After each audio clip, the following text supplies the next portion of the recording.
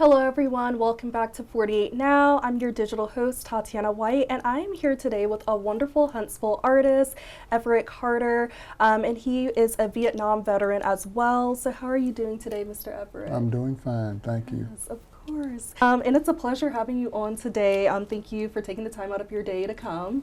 And so Mr. Everett Carter, he is a Vietnam War veteran, and he's an artist who offers insight into his experience as a Black soldier and how he helps veterans navigate personal battles through art. So before we get started on your art journey, I just wanted to ask, and I think it's so important to know about your military background. So can you just start a little bit about your background growing up, where are you from, and what was your life like before you enlisted in the military, or were you drafted?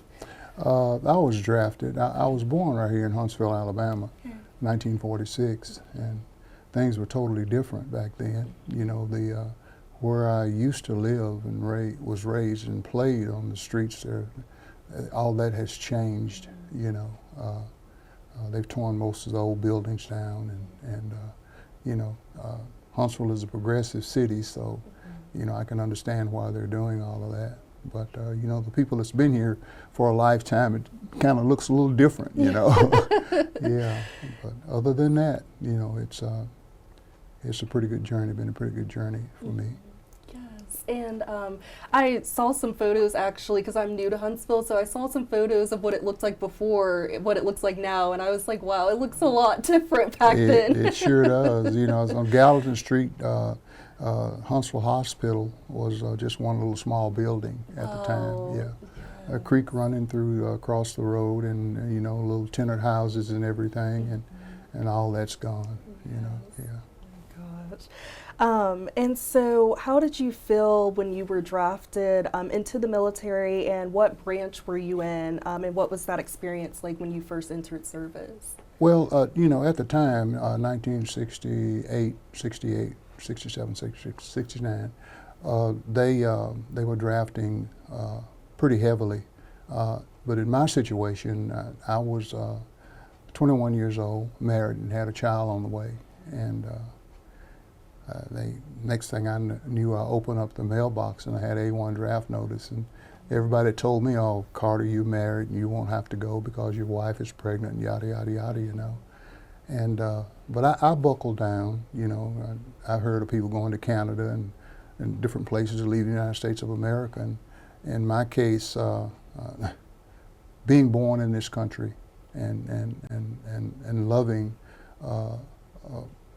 the situation that I was in, you know, my birth rights and the whole 9 yards. So I decided that I would serve, you know, to be a part of the nation, to be a part of making it united and everybody getting you know, the unity and everything together. But I don't know. I don't think I'd do it again. Yeah. Yeah. Yes, and thank you for your service too in that. And what was your rank in the military, and how long did you serve? I served actually after I went through a basic training at Fort Benning. I mean, from that it was right off to Vietnam, and I did 365 days in combat, which was pretty hard, because people ask me, you know, says, "Well, you served, you know, did you retire?" And I tell them, after 365 days in the jungle, I sure did. I understand. You know, I got my retirement benefits real quick. Yes. Yeah, every day. Yes. As you should have. Yeah, every day. Yeah. Yes. And so, just as a Black man, did you face any, and I'm sure you probably did, any unique challenges or experiences while in the military, and how did you cope with the challenges that you may have faced? I really didn't see any problems. You know, I mean, you're going to have soldiers that are not going to comply, and not want to join the situations that you're in and everything. And it's kind of a funny thing. I said, you know, it really wasn't any racism over there because everybody had grenades and M16s. Yeah. So, you know, nobody wanted to say anything derogatory about anybody because everybody was armed at that time. Yes. But didn't really have any problems. You know, all the soldiers were pretty good soldiers. And after I made sergeant, I realized that I had a bunch of little chickens running behind me, you know, that I had to take care of. But it worked out. It worked out. You know, lost many young men, friends and stuff over there that weren't as fortunate as I am or I was, and that didn't make it back home. But you know, that's the price of war. And after you get back, your attitude changes because of the mere fact you wonder in your heart why so many soldiers and so many young men had to be lost. And nothing gained from it, you know, so that kind of changed my attitude a little bit. But other than that, it's going to always be what it is, and we'll have to go through things in life that we don't basically agree with. But, you know, the survival thing kicks in, and you do what you have to do in order to survive. Yes. So, you know. And I feel like, you know, it probably helped you develop into who you are today, and just being able to share that. And I don't know if you have like children or grandchildren, but I'm sure, you know, you're probably able to pass that on to the generations and stuff. A little bit of it. I've got 3 sons. They're young, great young men. They're all educated and doing well. I talk to them every once in a while, and I tell anybody that's thinking about it, especially young people that are thinking about joining the military, you have to be sure of yourself, and plus I always tell them, you know, I look them straight in the face and I tell them, I says, listen, I say, you can be a good American without jumping in front of a bullet.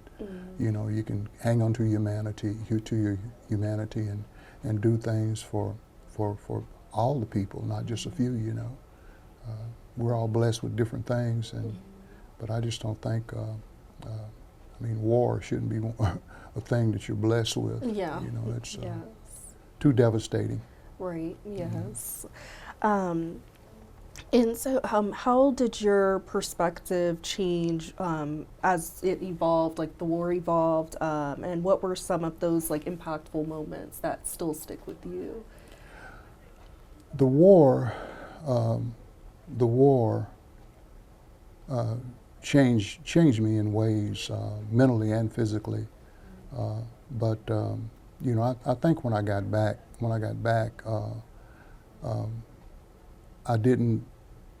I wasn't received very well. You know, the people told me to take my uniform off, and that was something I was proud of. You know, my sergeant stripes and my medals and stuff like that. And it says you don't need to walk through the city with that. You know, but I did it anyway, and so you learn the hard way. You know, you learn the hard way because I'm in my uniform. You know, and I decided, well, you know, I hadn't had a hamburger, you know, for a solid year. I'm gonna go get me a hamburger, you know, and I step up in this restaurant, and they waited on everybody around me except for me, you know, and that didn't go off too well. But you know, well, back in the day, that's the way it was anyway. It might not have had anything to do with the uniform. It was just the atmosphere and the people, you know. Couldn't buy a car, couldn't find a job, you know, but I had a wife and child I had to take care of. Yes. But, you know, as they say, I think about it sometimes. I said, well, you know, they taught me how to lace up my bootstraps and keep marching, and that's what I did. You know, I just would not run across. If I ran across a no, I would turn it into a yes in some form or fashion. You know, and I guess that's part of the attitude once you've been exposed to many things, regardless of what it is. You know, if you want to endure the situation, you have to get a little tough. You know, you don't have to hurt anybody or anything like that, but you just need to the goals and everything that you want to have in your life. You know, nobody's going to work for that but you. Yes, you know, people say, "Man, I'll help you." You know, and 3 or 4 days later, you're still there by yourself in the mud. You know, and if you're going to get out of that mud, you got to get up and get out of it yourself. So That's what I did in a lot of different ways. Yes. You know.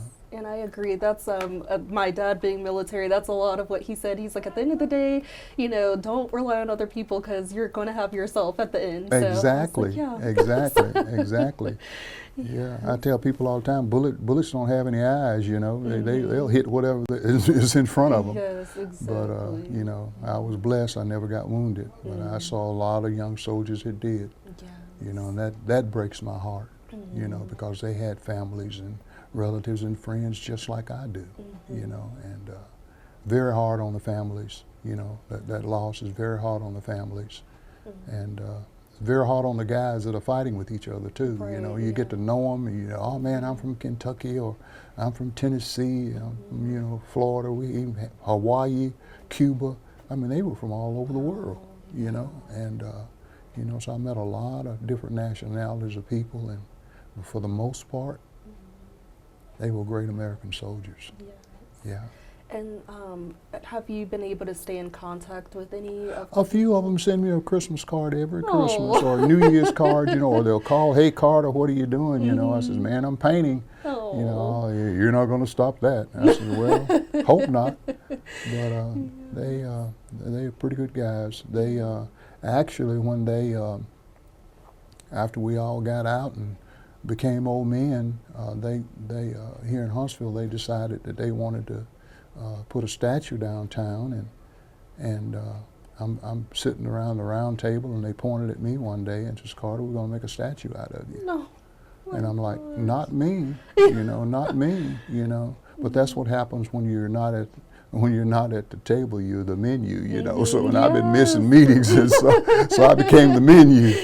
But at that point, once they got that done, I had about 7 or 8 guys that I fought with in Vietnam.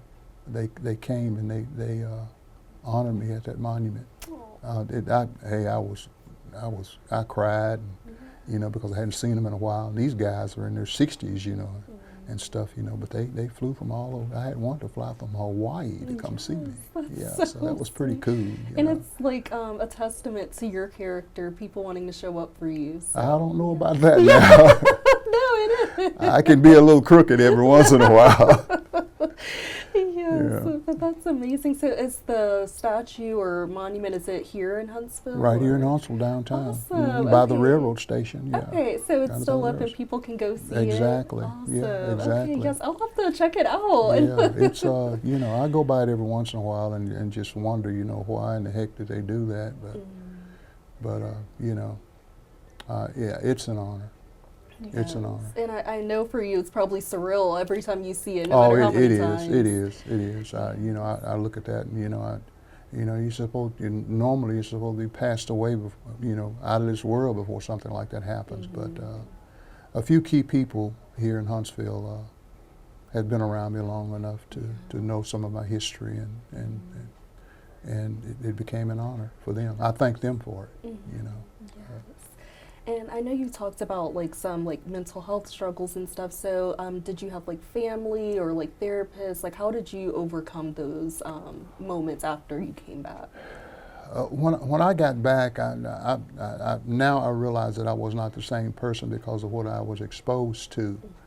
But not being able to pull different organizations together so you can get help. It's just astronomical. You go through all these different things, and you have so many no's that you realize that you have to handle it on your own. And I thank God for my mom and dad because they challenged me with so many things as a child, and as I became a teenager, they gave me different directions. And I kept those directions in my head, and I have, thank God that I have a way to split the right and the wrong, to think long enough to make sure that it's going to be okay for me and everybody else around me that I'm involved with. Yes. When I got back though, I was in pretty bad shape. Yes. It took me a while to realize, couldn't get any sleep, wouldn't eat, wouldn't talk to anybody, And you know, but that's a hard life. Yeah. And we got soldiers, we got people, young people walking around like that right now. They can't get any help. You know, and it's just it hurts. You know, but everybody's different. You know, everybody's different. So, you know, hopefully it'll change. Hopefully the soldiers, men and women alike, will be able to get help. You know. And I feel like it's deserved, you know, because, oh, it is. yeah. It is. It is. I mean, the people that give their lives for this country, they're doing that as out of patriotism and out of loving their family and their country, and to come back and not have any help. I think that's just a big old disrespectful thing that America's doing that they could do better with. Yeah, and you know, I think it's important too, because you know, you had a wife and a child to come home to, and it's like you want to be your best self, but it's also like it's hard trying to transition back. So yes, it is. It is. Yeah. It is. A few years went by, and I finally got me a job and a home and everything, and I used to paint billboards here in Huntsville. All the billboards here in Huntsville. Awesome. I was a billboard artist, but anyway. The money started coming in, and I still didn't realize that I still had a few problems, you know. So I went out and I bought me a motorcycle. Oh, okay. And, you know, I rode it, and I'd keep it wide open every weekend, you know. And I got tired of it, and I went back and told the guys, listen, it's not running right, you know. Well, Carter, we've been hearing about you all over Huntsville. You need to sell it, you know. They said, if you keep riding the way you're riding it, you're going to die on it, you know. And it, you know, they hit me with all that, you know, so. Yeah. And so I said, okay, I'll sell it then. But in my mind, I was thinking about my wife and my child at that time. And I said, you know, and she'd tell me, you're not going to be here to raise him. You know, I said, oh, my goodness, okay. So, you know, I had some people shouting in my ear certain ways to keep me squared away, you know, whether I wanted to be squared away or not, yes. And so, how did you begin your art journey? How did you decide to like go to Low Mill and like, you know, figure out how art was like a therapy type of thing for you? Art has always been a therapy thing for me because like when I was in grade school, I sold my first little piece of art off a school bus. Oh. Yeah, little lady she could call me up on her porch, you know, and she says, Sonny, what's that you got under your arm? I said, my art. You know, and she said, can I see it? I said, yes, ma'am. It was yes, ma'am back in the day, you know. And so I handed it to her, and she thumbed through it, and she said, is this one for sale? I said, yes, ma'am. She says, how much do you want for it? I says, $10. And so she said, I'm going to buy it. And she went and got a purse and came out and handed me $10, and she ripped it out of the paper off my pad, you know, and it was I wish I had it. It was a sketch of Jesus, graphite sketch of Jesus Christ on the cross at 11 years old, and but I was okay because for about 2 or 3 weeks I had all the bubble gum I could buy, you know, that $10, you know. So I said, okay, it's okay, you know, here's my way, my road to success, you know. But I've been an artist, you know, way back when, you know, years and years and years. And how did you get your studio at Low Mill? I decided that after my billboard days that I wanted to get a little deeper into my own personal art, you know. And I was riding around one day and heard about Low Mill, and I said, well, I'm just going to go ahead on and do that, you know. And it's been a great thing because I've had soldiers to come in, and they look at the art, and it calms them. It calms them. It lets them think about what they had done in the past and how the future can be. You know, and I mean, I've had some strong conversations with males and females alike that have served this country, and I'd say a lot of them are still hurting, and I guess I'm part of the lightning rod to let them know that it can get better. Yeah, You know, it can get better. Yeah. You know? And I think it probably gives them that like comfort and familiarity that they have somebody who has been in their shoes, and you came out on the other side of it in like a positive way. So, Exactly, yeah. exactly. So I mean, I've had some strong conversations with them, you know, and for the most part, I get a big hug. Yeah. And they said, "Well, I'm coming back, Carter." I said, "Well, hopefully I'll be here for you," you know. But you know, we all have different lives, and we're all exposed to different things, and we all have callings, Yes. you know. And so, I guess that's partially one of mine. Yes, for sure. I think the artistic part, but then also the being kind of that therapeutic role in a way for them, and even people who may not know anything about being enlisted in the military, just like hearing your story and seeing your story can just allow them to be more open-minded and understanding like what other people may have gone through, and having more empathy towards, you know, soldiers and what they may go through. So Yeah, I'm trying my best to give them what I didn't have when I got back, you know. So giving them like that safe space to go to that you were needing, but you know didn't have those resources back exactly, then. So, exactly. yes. And so what role like did art play in like helping you process your trauma? Did you, I know you said like when you were 11 you were drawing and stuff, so did you ever draw like when you had free time after the war or during the war? Not during the war. Well, I did one thing when I was over there. It was a priest, and I was on the base one day, and I don't know how he found out about it, but you know, he wanted me to paint a sign for his parish, for his little tent, you know, and that I was back at the base probably a couple of days, and we found some paint, you know. And I painted one sign when I was in Vietnam for the priests, and that was about it. But after I got back, I had to get into something because you know, and I was just blessed to get into the billboard industry. But I've always painted and, you know, made things, trinkets or whatever, you know, just it's just that creative energy. If I'm not doing that, I'm not happy. Yeah, it's just like an outlet for Oh, you. it sure is. It sure is.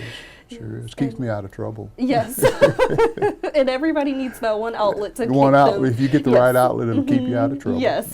Yeah, and emphasis on the right one, because some of them are not the best. As they say, do your research and make sure it's going to come out okay. Yes, and when you painted that sign, you know, just for the priest, like even just that small painting that you got to do, did that help calm you just in that A little moment? bit. You know, I said, you know, really, I mean, you know, they need signs all around this place, you know. But I had the wrong MOS, you know. I said, you know, jungle bunny. So I had to get back out in the jungle, you know. But And when you did the billboards here, did you do the designs and stuff of them? they had artists. Every once in a while, I would do the designs, but for the most part, I would all your Coca-Cola boards and your car boards and you know real estate boards. You know, outdoor advertising was extremely big back then, Yes. and so it had to be hand painted. But now it's all digital. Yes. It's all digital now, you know. So.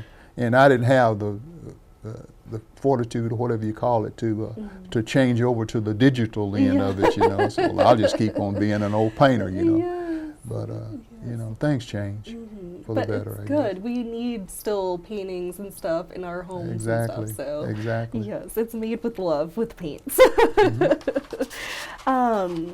And can you talk about any of your artwork, like how, like any specific pieces and how it reflects your journey as a Black veteran? Like what type of pieces do you paint to reflect that? I've got one that I did a few years back when I was upstairs at Low Mill.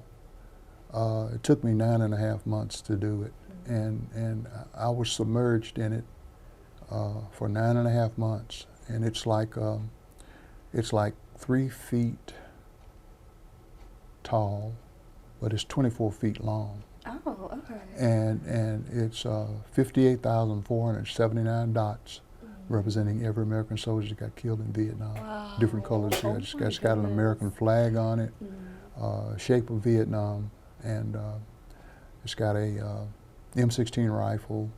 All of it's done in dots, different colored dots. Wow. And I had it in the studio, and people come in and look at it, and it would. There's so many people that families that lost people in that war. And, my brother's, that's my brother's color. That's my brother's favorite color. You know, well, they had every color in the universe on it. Yeah. So anybody that walked in, you know, that had a favorite color, it would be there. But my journey was kind of rough on that one. So I thought that I would never finish it. Yeah. You know, because I had to count all the dots. I had to set me up a grid to make sure that that it worked out, and it worked out. Yes, It worked that's out. amazing, and a lot of detail having to go into that, a lot of time and dedication. Yeah, it's all mosaic. Yes. You know, it's all mosaic out of dots. But you know, I'll eventually put it back up. Probably need to try to find a place for it, you know, because I think it needs to be seen, because people don't understand that loss unless they can visually get the concept, you know, and it has the concept. Yes, and I think, like you said, with all the colors and like really seeing like each and every dot representing a person, like that's something that, you know, because I think sometimes just saying a number, like it sounds like a lot, but then when you see it, like you realize the impact. Yeah, exactly. I put for the nurses, I put eight pink dots on it for the nurses scattered through. So I said, had to have the nurses because they went through a lot also, you know. But it represents pretty much everything and every soldier that didn't make it back. Yeah. And I bet that's also some form of peace or like closure a little bit for the families, just to have like that little representation of their family members. Exactly. And you know, but I decided to take it down. I'm gonna try to find a place for it, maybe some military museum or something like that, you know, and so people can actually see it. I showed it in the Civic Center a few years back. They had a military deal there, and I was able to put it up there, and a lot of military people saw it. So it serves its purpose. Yeah. Yes. And what role do you feel like this form of like therapy serves, like for veterans dealing with things like PTSD or like personal battles, and even like your creative process, just like for Black art, being a Black man, Black person that was in the military, like how does that all come into your creative process? Well, for one thing, I can't get it out of my head. You know, and I'm at peace when I'm in my studio because I'm creating and developing different things. You know, I do landscapes, I do cars. It's the genre is just, I mean, it's just wide open. You know, and but my deal is to represent the soldiers, like the Afghanistan when we lost at 13 soldiers there. I thought about it for quite a while, and I ended up painting an American flag and putting 13 holes in the flag with their names in the holes. Wow.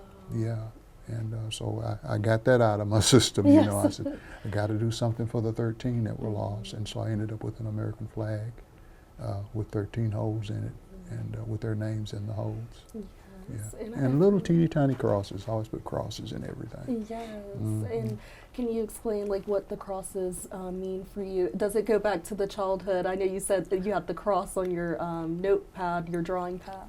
Well, the thing of it is, when I was overseas in Vietnam, they issued us plastic crosses that we wore around our necks with a string, and when things got really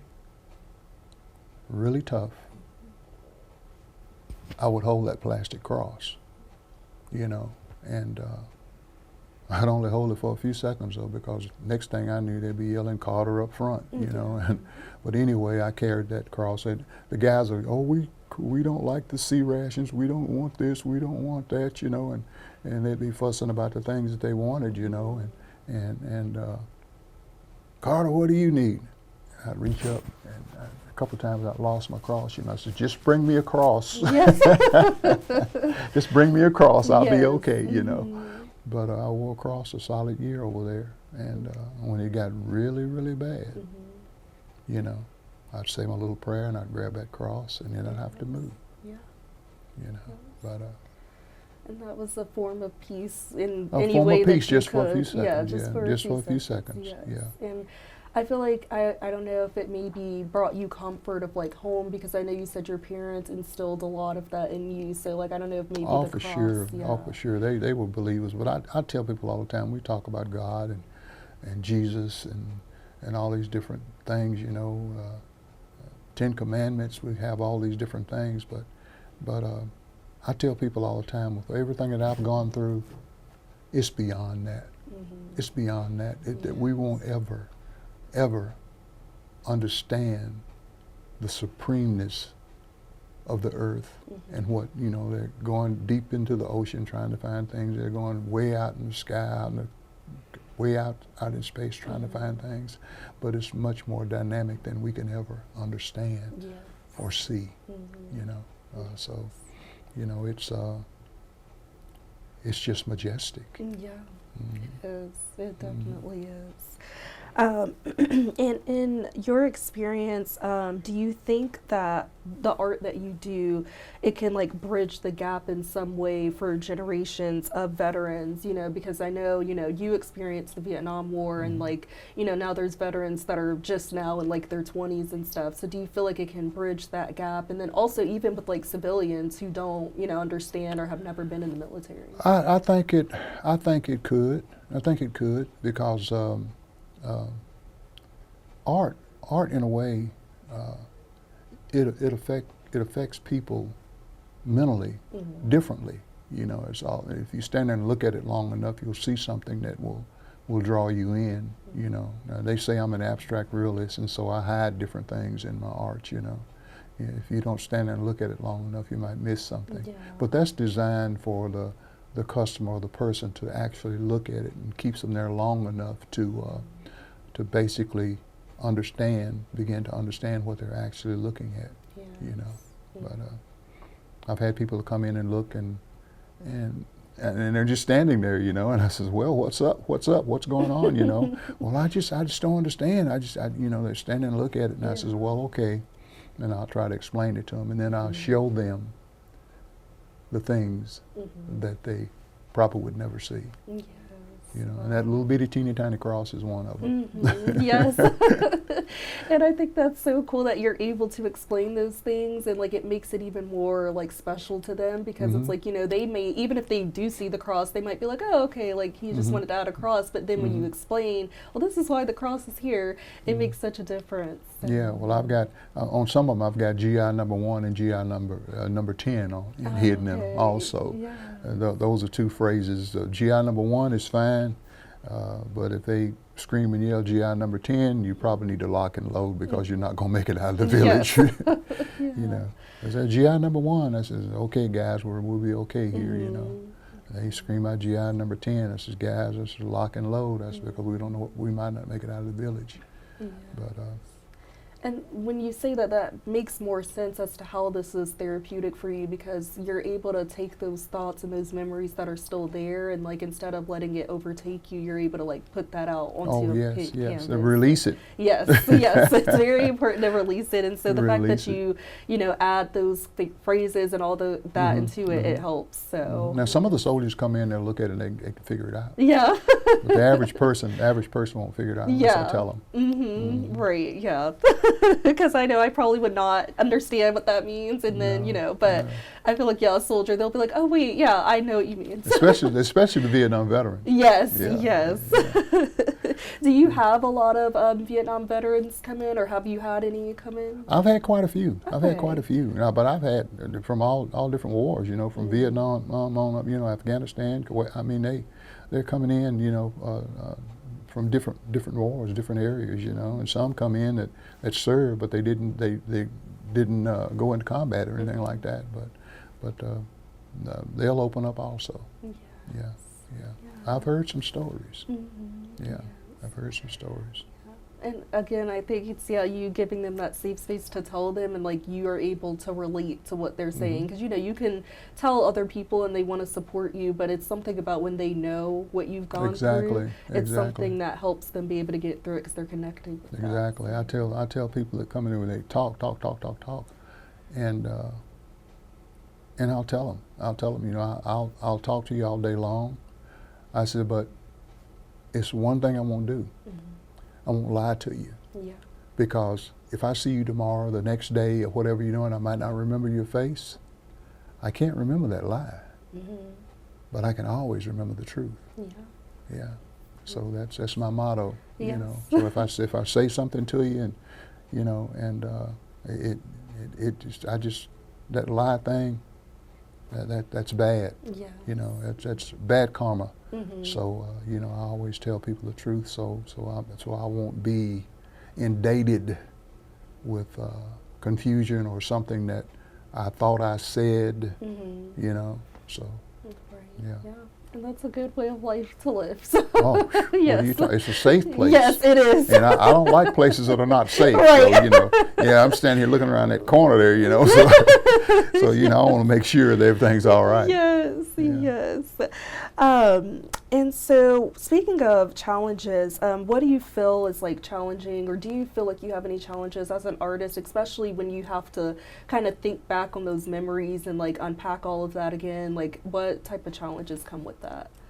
Well, in my case, I think that I've done enough art in my lifetime to separate the feeling, because of the mere fact it's two different areas, you know, and you have to keep it separated in order for it to work for you. You know, and when I get into a landscape, I'm totally thinking about landscape, the water, the trees, whatever, the atmosphere, the clouds and stuff like that.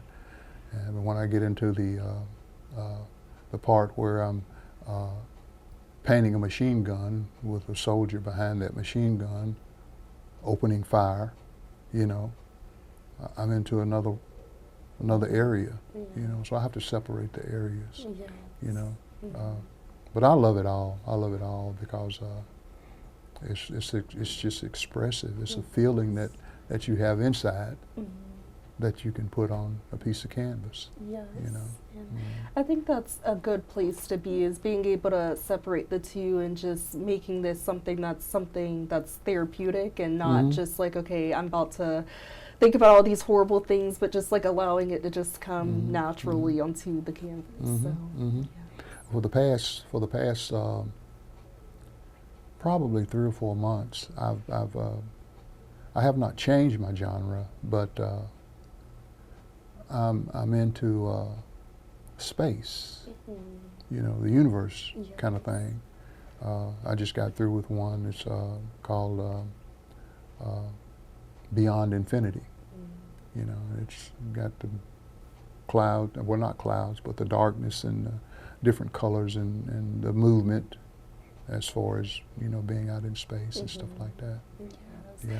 And I think that's so cool, because I love space, because I think it's just, as you were talking about the whole, how like spiritually we're all in, like, you know, just it's things that exist that are beyond our knowledge and beyond what we'll ever be able to understand. And so for me, I love the idea of just space, because it's like there's so much out there, and it's just so many things that we'll never, you know about in our time here on Earth. And so it's just like a really cool thing. So I think that's amazing that you do space stuff.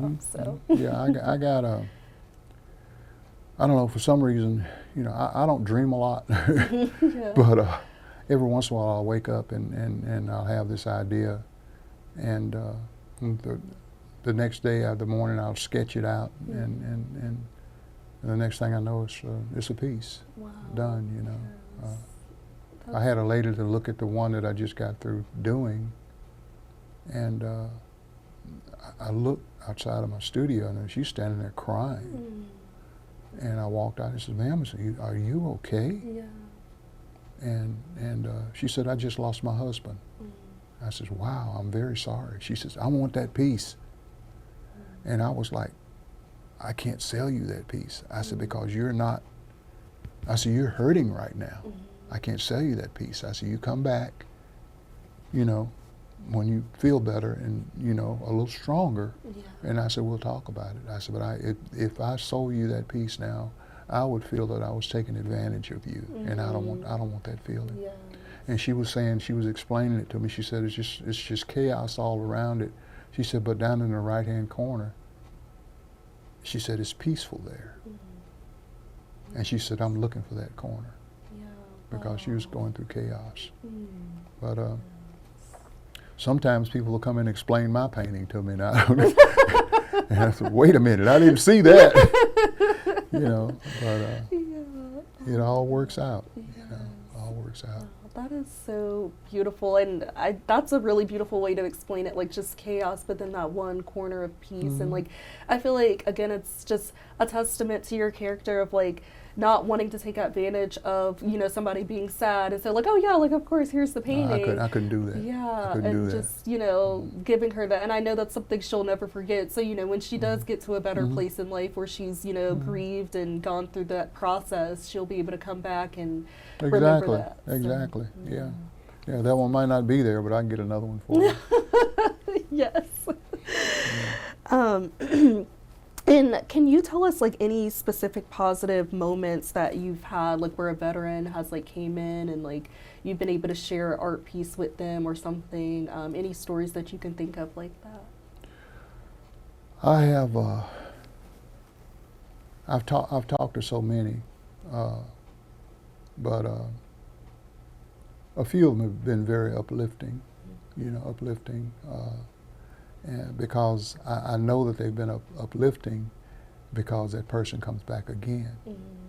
Okay, I've got some veterans that have come in for 3 or 4, 5, 6 months, every other weekend or whatever, you know, because they wanted to talk about their situation, and regardless of what situation you're in, we all need those calm moments to reflect, you know. And I feel that when they come in, they can actually reflect, feel at home, and say what they feel. So a lot of people walk around that cannot say what they feel because they have no outlet for it. You know, that's one thing about the veterans. You know, once they've been in the military or served, another veteran is always open. And I think if everybody in the world, not to be exposed to war or anything like that, but have the heart and the mindset to bring someone else in, you know, because we all hurt in some form or fashion. Not all the time, but there's something there that keeps us, you know, in turmoil. And a lot of times people cannot figure that out unless they have someone else to give them that push. You know, to let them start talking about it. Once they get that push, you know, they're able to say a lot of different things, you know. And I tell them we all have mind, soul, spirit, heart, humanity. I said, regardless of what happens to you, that's within you. It's encapsulated within you. So you can keep that.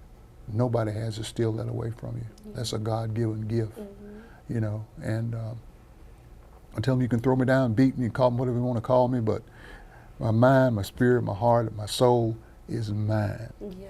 Regardless of what you do or what you say. Keep that intact and just continue to move forward and try to enjoy your life, you know, because it's destructive out there, you know, so don't let anybody walk up to you and abuse you and misuse you when you've done nothing, you know. And I think, like you said, you giving them that safe space and just letting them be able to see like the way that you've gone through what you've gone through and how you've been able to depict it for them, because oftentimes I feel like they probably carry it and then you kind of painted it for them, so they're able to visualize all those feelings because you've painted it for them. So exactly. But you know, I always tell people that I have been beyond blessed, because after Vietnam, with everything that I've gone through, the health situation totally changed.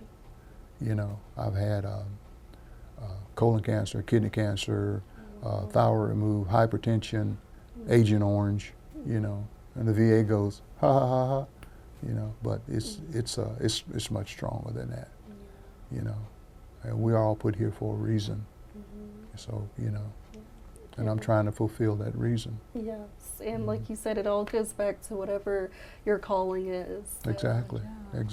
Yes. And what advice would you give to any veterans who are struggling with their own experiences, especially if they're adjusting back to civilian life, and if they're trying to find an outlet and maybe it's not art or they don't know like where to start? You know, what advice would you give?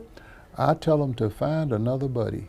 Find another buddy that doesn't have to go through the same thing you went through, but once a soldier, always a soldier. Once served, always served. It's your whole entire life. It changes you, but as far as a regular civilian that has not been through that, they can't. You've got to look into somebody's eyes that's actually experienced some of the things that you have experienced. They might be a little different, but it's still the same concept. You know, the brotherhood, the sisterhood, you know, and you know, I've gotten most of my benefits just by talking to another veteran. Because the minute you start talking to another veteran, they open up. They let you know the experiences that they've had and what they did to get out of it, you know, and you know, that would be my way of telling anybody if they needed any help or anything like that, you know, go to that veteran that you know that has served, you know. And it's that way in life. In life, you know, you don't have to. A lot of people that have not served, they don't have to talk to a veteran. They can talk to someone else. They can have a friend or a buddy that's been through it. You just got to open up, and not be afraid, because it's for your benefit. You know, and if you don't like it, you can walk away. You know, just walk away from it, because if it does not help you, you're not getting anywhere.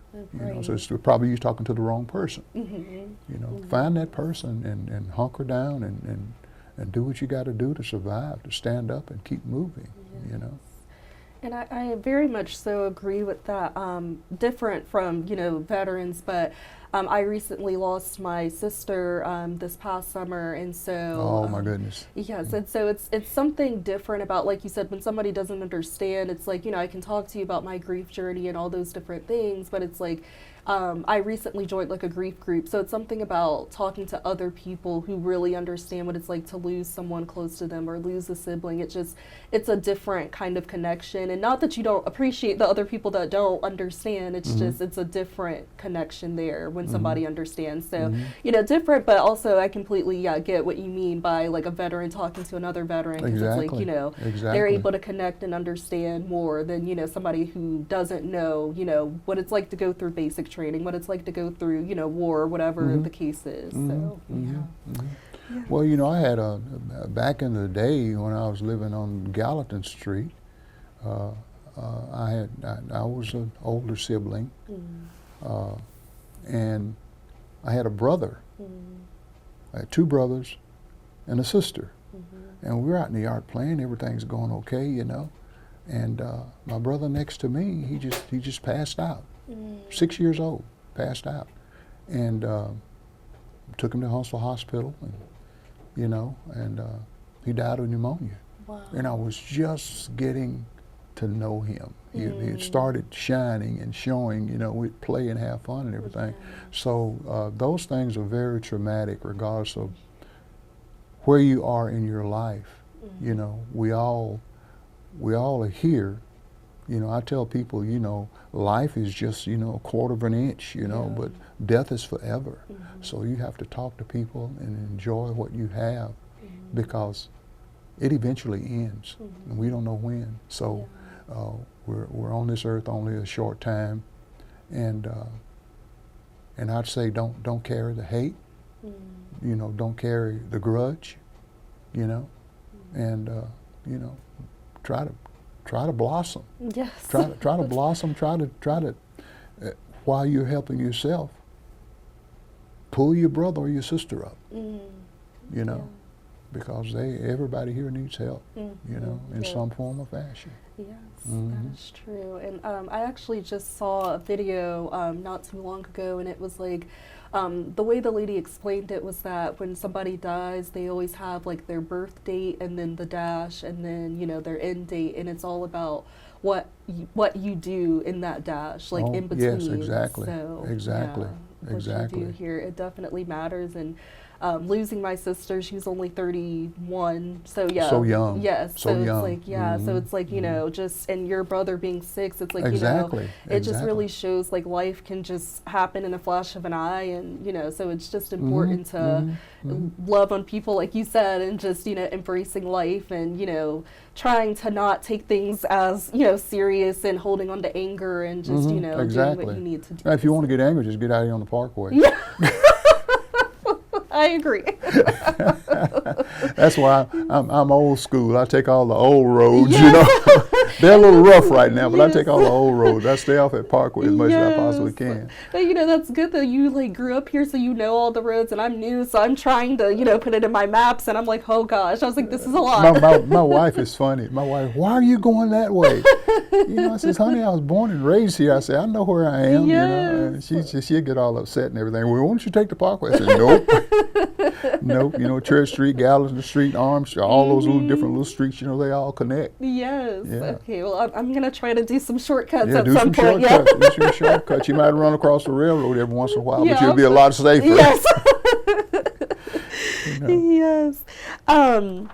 And so as we're celebrating Black History Month and just Black history, what do you hope people will take away from your work and your mission, just being a Black veteran and your role in American history? What do you want people to take away from that?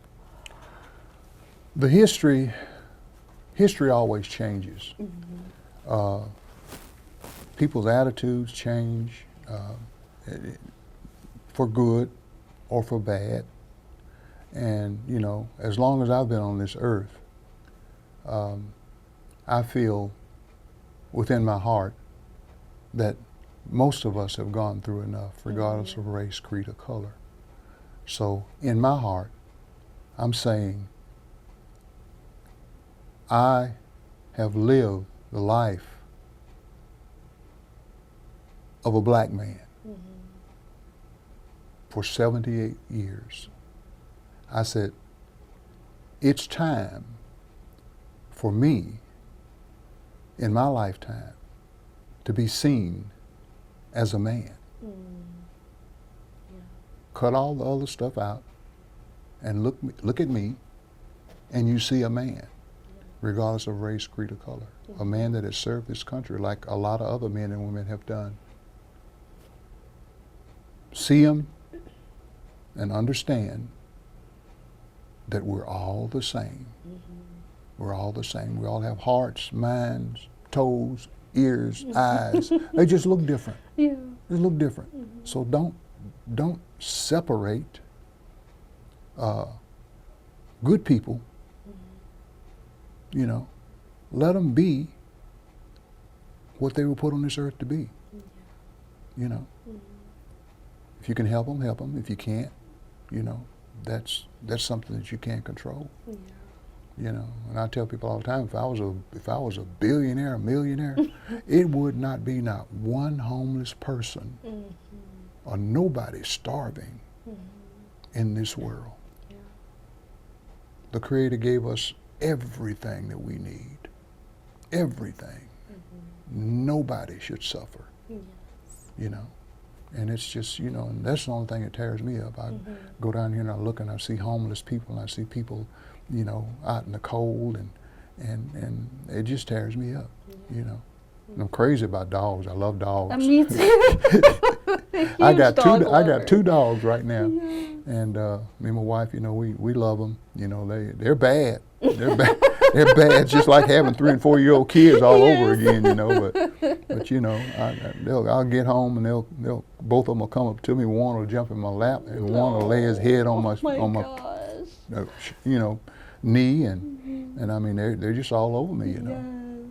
What kind of dogs do you have? I've got a rat terrier, rat terrier, German Shepherd mix, and I got one that looks like a bulldog. My wife found him on the highway when he was a little puppy, you know, and so you know. But now he was a little puppy, like 2 or 3 pounds, and now he weighs about 80 pounds. Oh. I said, look at what you brought home, you know. But I mean, I can walk through the house and that dog literally grabs my hand and walks with me, you know. So I mean, they're lovable, you know. I think everybody should have a dog or a cat. Yes. Yeah, because it just calms you down. You know? And that's part of my therapy too, you know. So yes, no, that's what I was about to say. It's something about an animal that just, it will, especially a dog, will give you all the unconditional love that you need, no matter what you're going through. And you know, your dogs, they don't judge you. They can't. So you know, they love you for all that you are. They sure do. They sure do. Yes. Yeah. We just lost one of our dogs that we had for 14 years. Yeah, and you know, that broke me down for a little bit, but we all got to leave here. Yeah. Yeah, I had 2 childhood dogs, and I had them when I was 5, and they were about 14, and they passed away when I was in college, and that tore me up so bad. So I just, you know, because they were literally like my babies, you know, they grew up with me from 5 all the way to college, and so, you know, it's crazy. Oh, it's a mess. Yes. I had a little Yorkie when I was real little. My mother and dad got me a little Yorkie, you know, and I'd run down the alley and catch the school bus, and the dog would run down the alley with me and watch me get on the bus. And the weird part about it, when the bus came up to let me off to come home, that dog would be sitting there waiting for me to get off the bus and walk me back home. So my mom and dad didn't worry about me, you know, because the Yorkie was with me to the bus. He'd run down there and he'd be at the bus when I got back home. Yes, so, and they're so smart, and they know. Oh, exactly. Yeah. Yes. And what has your journey of healing and creating art, what has it taught you personally about just the idea of resilience and strength? Just perseverance, you know, because every day is going to be different. You know, every day is not going to work out with gold and silver and platinum. You're going to have days to where you pick up a brush and it's the brush that you really want, but it's too old. Yeah. Okay, so you got to go buy another brush, or you got to improvise. And so, you know, it's something that grounds me. You know, if I didn't have that, I'd probably be a totally different person. If I didn't have that art connection, I don't think I'd be grounded. Yeah. You know, so I know when I wake up in the morning, or when my head hits the pillow that night, I know that I've got something that I can cling on to, you know, within myself. So we all need that dream. We all need a dream. We all need I tell young people that come in the studio, I says, you know, I know you got a dream, you know. And I said, it's going to be hard for you to get that dream. I said, but don't let anybody take your dream away from you. I said, because if you start out and society sets you up for failure, and I said, you'll be 45, 50 years old, and I said, you open your closet door and you'll look up and your dream is still in that cardboard box gathering dust. I said, go home, take that dream out of that cardboard box, and you do everything you can do to live it. Yes. You know, because that's when you'll be satisfied. Yes, and it goes back to what we just talked about with life being too short to live with regrets and being like, oh, I'll do it, you know, in a year or so, because you don't know if you're going to have another year to, you know, go do that. So, you know what I tell little kids that come in? I said, you know, you mind your mom and dad? Yes, sir. I says, well, I'm not really sure. You look like you might be getting in some trouble every once in a while. And I'll tell them, I said, this is what I want you to do. I said, can you write? Yes, sir, I can write. I said, I want you to get a piece of paper, and I want you to write good on one side and bad on the other side. All the good things, I see you write on under good. All the bad things, you write, the bad things down. And I said, if you decide that you're going to steal your buddy's bicycle, I said, that's on the bad side. I said, so don't go there. I said, on the good side, if you want to help your mother wash dishes, I said, okay, that's on the good side. You stay on the good side of that list and leave the bad stuff alone. I said, you'll have a beautiful life. Yes, yeah. So. That's a good way. I think even some adults might need, I know a few that I could probably make a list for them. Yes. Yeah. And speaking of dreams, like, is there anything in the future that you're wanting to do? I mean, I know you became an artist, you were in the military, but are there like any dreams that you're still aspiring to do? Any goals? Just be at peace. Yeah. Just be at peace, because I've got a few things in my mind with everything, with all the things that are going on now in the United States and around the world. I got a few things in mind that I would love to do, but I don't think the public's ready for it. Yeah. Because if I start expressing, in my mind, I'll probably make up my mind to go ahead on and do one or two pieces, but I don't like to get into the political realm of things. And but I see things that other people could probably look at and draw from it, between the right and the wrong. Yes. So maybe I'll probably do something a little different. Yes. And you brought a few pieces. Do you want to talk about these a little bit? Well, I told you, I showed you my mom. Yes, that is so beautiful. And I showed you me at age 22. Yes. But I think I've got something here. Oh, let's see.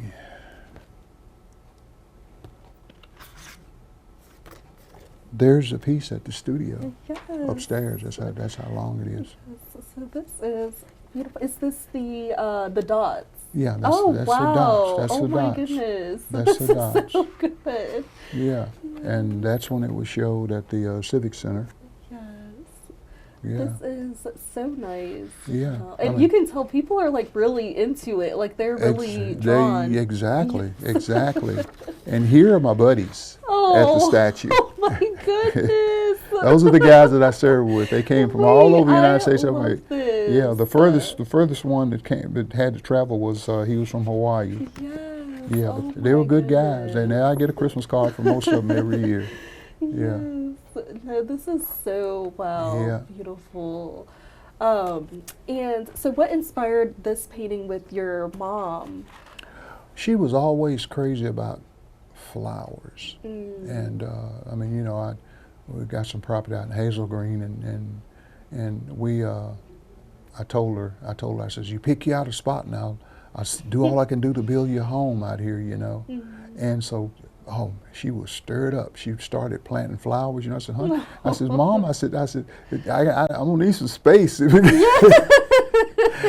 said, because I'll kill all your flowers if I start the foundation, And she said, well, I'm gonna put them out here anyway so I can replant them, And she'd take that old car she had and she'd go across the field and down the pasture, like it was a truck.